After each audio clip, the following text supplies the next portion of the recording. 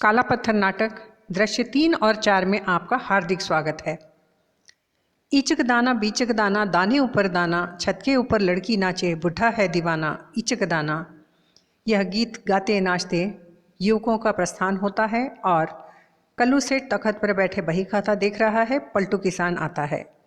पलटू: पाँव पड़त हूँ सेठ जी। कल्लू सेठ: खुश रहो पलटू। पलटू: कहाँ की खुशी सेठ जी, तबाह हूँ। कल्लू सेठ: क्या हुआ? पलटू: 500 रुपये की ज़रूरत है, ये पायल रख लीजिए। कल्लू सेठ: इनमें बट्टा बहुत है, 300 रुपये दूंगा। पलटू: 2000 की पायल और केवल 300? 300 में मेरा काम नहीं चलेगा। कल्लू सेठ: तो 400 ले लो। पलटू: नहीं, 500 से कम में नहीं चलेगा। कल्लू सेठ: 5 पैसा रुपया महीना ब्याज होगा। पलटू: ठीक है, दे दीजिए। कल्लू सेठ पलटू से निशानी अंगूठा लगवाता है, 500 रुपये देता है। एक तरफ पलटू जाता है, दूसरी तरफ पुलिस वाला आता है। पुलिस वाला: नमस्ते सेठ जी। कल्लू सेठ: नमस्ते नमस्ते, आओ भाई, क्या हाल है? पुलिस वाला: साहब ने त्योहारी लाने के लिए भेजा है, दिवाली का त्यौहार नज़दीक आ रहा है ना। कल्लू सेठ: अच्छा अच्छा, साहब से कहना दया दृष्टि बनाए रखें। यह लो त्योहारी, बैठो, अच्छा चाय वाय बनवाता हूँ। पुलिस वाला: फिर कभी चाय पियेंगे? अभी जल्दी में हूँ, कई जगह त्योहारी लेनी है। कल्लू सेठ: ठीक है। पुलिस वाला जाता है, तभी साधु का प्रवेश। चिमटा बजाता हुआ कल्लू सेठ की ओर साधु आता है। बम बम महादेव, जय भोले की, ऊंची देहरी है भगवान, लेकिन पाप की छाया मंडरा रही है, बहुत जल्दी अनिष्ट के योग बन रहा है। साधु: क्या हुआ बच्चा, चौंक क्यों पड़े? कल्लू सेठ: बच्चा? चौंक क्यों पड़े? नहीं नहीं, कुछ नहीं। साधु: मेरे लिए बूढ़े जवान सब बच्चा हैं, मैं सबका बाबा हूँ। बोलो बच्चा, किस चिंता में डूबे हो? कल्लू सेठ: चिंता? किसी चिंता में नहीं। साधु: झूठ मत बोलो बच्चा, कोई न कोई चिंता तो है, मैं सब जानता हूँ बच्चा। कल्लू सेठ: क्या जानते हो? साधु: तुम्हारे 6 बेटियां हैं, बोलो है कि नहीं? कल्लू सेठ: कभी थी, अब नहीं है। साधु: ठीक कहते हो, एक ने आत्महत्या कर ली, एक कहीं किसी के साथ भाग गई, अब 4 ही बची हैं। कल्लू सेठ: अरे, आपको कैसे मालूम? साधु: मुझसे कुछ छिपा नहीं बच्चा, मैं सब जानता हूँ बच्चा, 3 बेटियां विधवा हो गई हैं। साधु: अभी भी एक कुंवारी बैठी है, बोलो क्या मैं झूठ बोल रहा हूँ? मैं सब जानता हूँ, चेहरा देखकर सब कुछ जान लेता हूँ। कहो तो तुम्हारा सारा काला चिट्ठा खोलकर अभी रख दूँ। तुम्हारी पूरी जिंदगी मेरे सामने नंगी खड़ी है। कल्लू सेठ: आप मेरे पास किस लिए आए हैं? साधु: तुम्हें अनिष्ट से उबारने के लिए आया हूँ बच्चा, तुम्हारे ऊपर काली छाया मंडरा रही है, उसे मैं तुम्हारे ऊपर से हटा सकता हूँ। तुम विवाह करना चाहते हो? कल्लू सेठ: हाँ, पुत्र प्राप्ति के लिए करना चाहता हूँ। साधु: जब तक काली छाया सिर पर बैठी है, विवाह हो ही नहीं सकता। पहले काली छाया को हटाओ, काली छाया के हटते ही तुम्हारे सारे काम चुटकी बजाते हो जाएंगे। कल्लू सेठ: काली छाया कैसे हटेगी? साधु: मैं उसे हटा सकता हूँ बच्चा, मैंने ब्राह्मण राक्षसों तक को जूते मार मार कर भगाया है। कल्लू सेठ: जूते मार मार कर? साधु: हाँ, जूते मार मार कर। मियाँ की जूती मियाँ का सर, तुम्हारे ही जूते से मार मार कर काली छाया को भगा दूंगा। कल्लू सेठ, वो कैसे? साधु, अभी काली छाया को बुलाता हूँ। जब काली छाया तुम्हारे भीतर आ जाएगी और बोलने लगेगी, तब मैं तुमको जूतों से पीटूंगा। लेकिन चोट तुमको नहीं लगेगी, उस काली छाया को लगेगी और वह दर्द से चिल्लाएगी। मैं उसे इतना मारूंगा कि फिर वह कभी तुम्हारे पास फटकने की हिम्मत नहीं करेगी। तुम उससे मुक्त हो जाओगे, तुम्हारे सारे अनिष्ट दूर हो जाएंगे और किसी सुंदर लड़की से विवाह भी हो जाएगा। कल्लू सेठ, और कोई दूसरा उपाय नहीं है काली छाया को भगाने के लिए? साधु, है, पर उसमें पैसा खर्च होगा। कल्लू सेठ, कितना पैसा खर्च होगा? साधु, कोई 2100 रुपये। कल्लू सेठ, 2100 रुपये तो बहुत होते हैं, कुछ कम में नहीं हो सकता? साधु, नहीं, इससे कम में नहीं होगा। हाँ, जूते मार मार कर भगाने में केवल 100 रुपये ही खर्च हो। चटमंगनी, पट ब्याह, सब कुछ तुरंत हो जाएगा। कल्लू सेठ, और 2100 रुपये खर्च करने पर? साधु, उसमें मुझे अनुष्ठान करना पड़ेगा, लेकिन काम हो जाने की 100% गारंटी रहेगी। कल्लू सेठ, तो फिर वही ठीक है। साधु, तो फिर निकालो 2100 रुपया। कल्लू सेठ 2100 रुपये गिनकर देता है। साधु रुपए लेकर अपनी झोली में रखता है। झोली में से एक गुलाब का फूल निकालकर मंत्र पढ़कर फूंकता है और फूल कल्लू सेठ को देता है। फूल देते हुए, इस फूल को अपनी पेटी में रख लो, जब विवाह हो तो सुहाग रात से 1 घंटे पहले इसे खा लेना, इससे वाजीकरण की तुम्हें शक्ति मिलेगी। तो अब मैं चलता हूँ, 1 वर्ष बाद फिर आऊँगा। कल्लू सेठ, 1 वर्ष बाद? साधु, हाँ, 1 वर्ष में 1 बार मेरा फेरा लगता है। पूरे देश के तीर्थों के मैं दर्शन करता हूँ, उन्हीं से मुझे शक्ति मिलती है और मैं उस शक्ति को दुखियों के कल्याण में लगाता हूँ। कल्लू सेठ, तो अब मेरा काम हो जाएगा ना? साधु, 100% की गारंटी दी है ना मैंने। मेरी बात पर विश्वास रखो, विश्वास का फल मीठा होता है।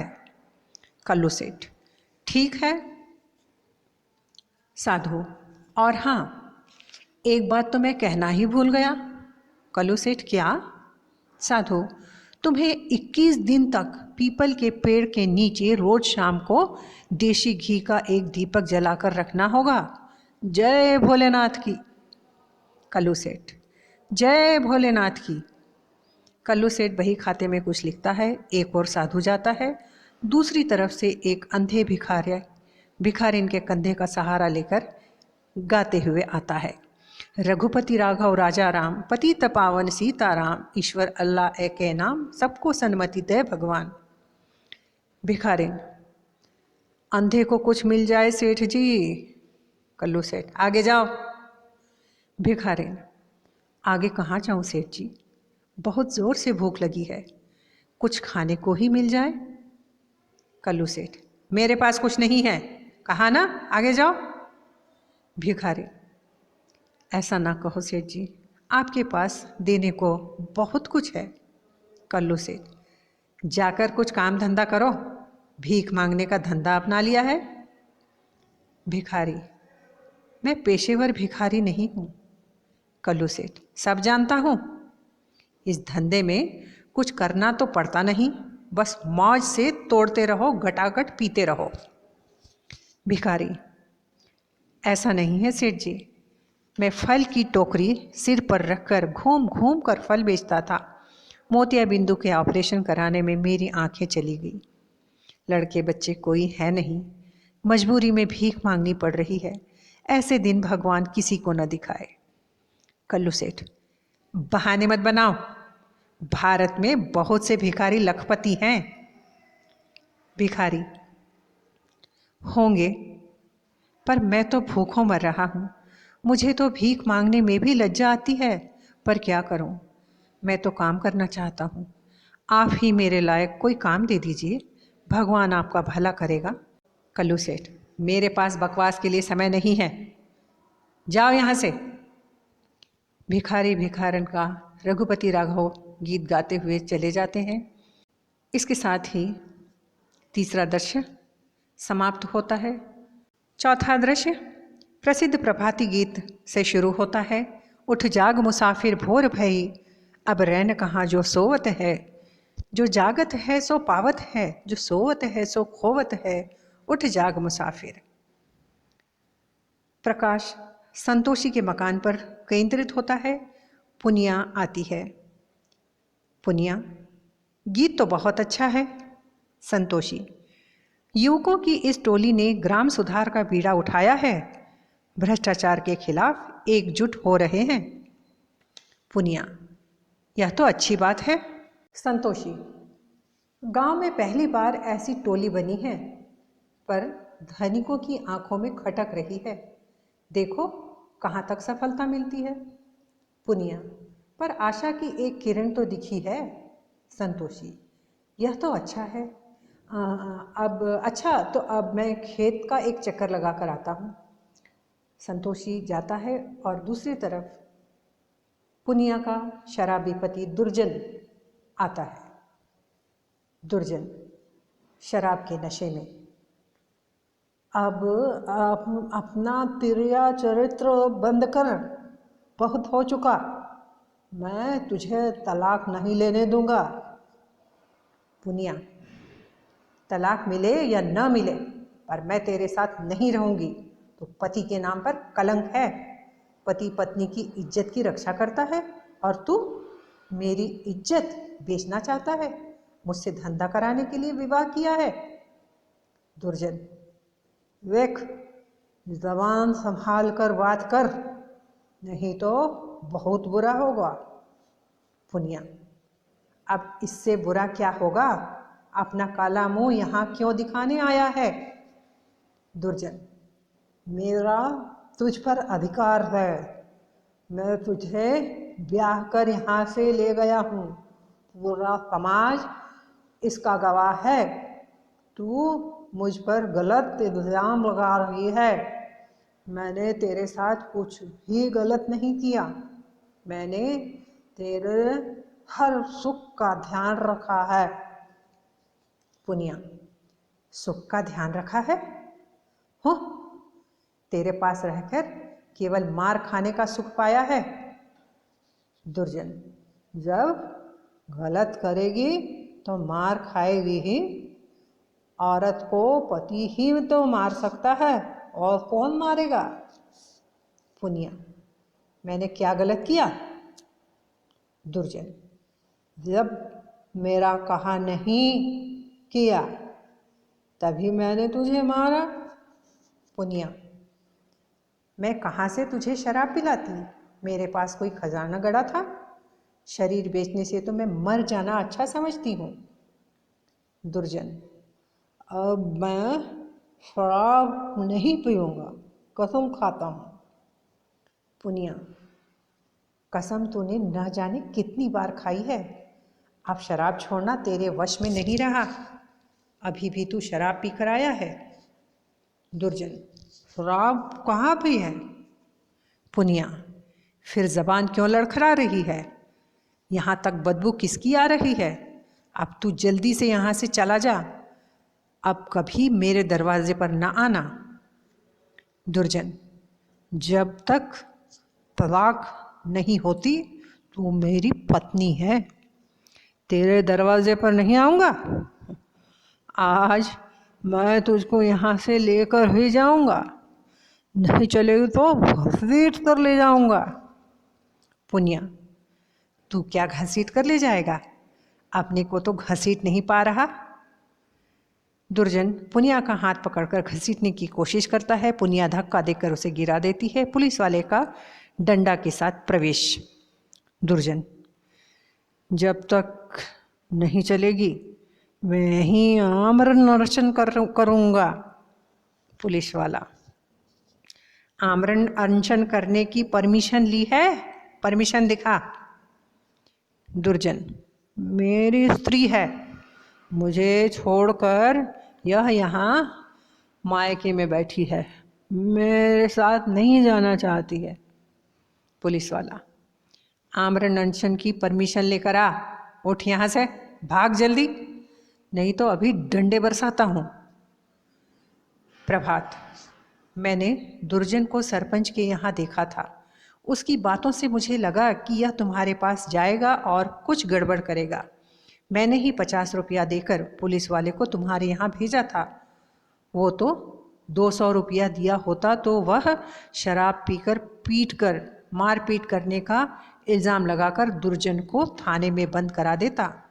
मैंने सरपंच से बात कर ली है, वह तुम्हें तलाक दिला देंगे। पुनिया, मैं बहुत परेशान हो चुकी हूँ प्रभु। साधु, बम बम भोले, कुछ मिल जाए बच्चा। प्रभात, हम गरीबों के यहाँ क्या मिलेगा बाबा, मुझे अपना ही खर्च चलाना मुश्किल हो रहा है।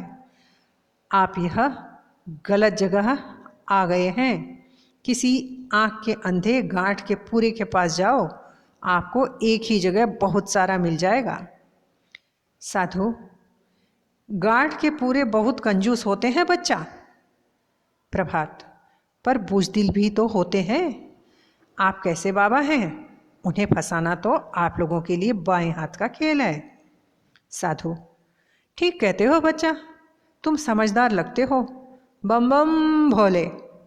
प्रभात, बाबा बड़ा होशियार है, समझ गया कि इन तिलों में तेल नहीं है। अभी तुम अकेले होती तो वह इतने जल्दी न जाता, यहीं पैर फैलाकर बैठ जाता, हो सकता था लेट भी जाता। पुनिया, क्यों? प्रभात, स्त्रियों को ये बड़े जल्दी सम्मोहित कर लेते हैं। पुनिया, बस बस रहने दो। प्रभात, क्या रहने दो, गलत कह रहा हूँ? सुंदर स्त्रियों के तो ये पीछे लग जाते हैं, इसलिए सुंदर स्त्रियां इनसे दूर भागती हैं। पुनिया, बस बस मुझे मत बनाओ। प्रभात, अभी तुम किसी बाबा के चक्कर में पड़ी नहीं हो। पुनिया, मुझे पढ़ना भी नहीं है, अभी जिस चक्कर में पड़ी हूँ उसी से उबर नहीं पा रही हूँ। प्रभात, किस चक्कर में? मेरे चक्कर में? पुनिया, क्यों मुझे परेशान कर रहे हो? प्रभात, परेशान कर रहा हूँ? पुनिया, और क्या? प्रभात, तो जाऊं? पुनिया, नहीं। रघुपति राघव गाते हुए भिखारी और भिखारिन का प्रवेश होता है। भिखारिन प्रभात से, कुछ मिल जाए भैया। भिखारिन, भगवान सुखी रखे भैया। प्रभात जेब से 5 रुपया निकाल कर देता है। प्रभात पुनिया से, भिखारी को पहचाना? पुनिया, नहीं, क्यों? प्रभात, ये वही फल वाला खान चाचा है जो सिर पर टोकरी रखे फल बेचा करते थे। पुनिया, अच्छा, ये अंधे हो गए? प्रभात, हाँ, अब बेचारों को भीख मांगनी पड़ रही है। समय क्या न कराए, पुरुष होत बलवान नहीं, समय होत बलवान। भीलन लूटी गोपिका, वही अर्जुन वही बान। पुनिया, 5 बरस बाद देखी तो पहचान नहीं पाई। प्रभात, अच्छा, तो अब मैं चलता हूँ। इसके साथ ही चौथा दृश्य यहाँ पूर्ण होता है।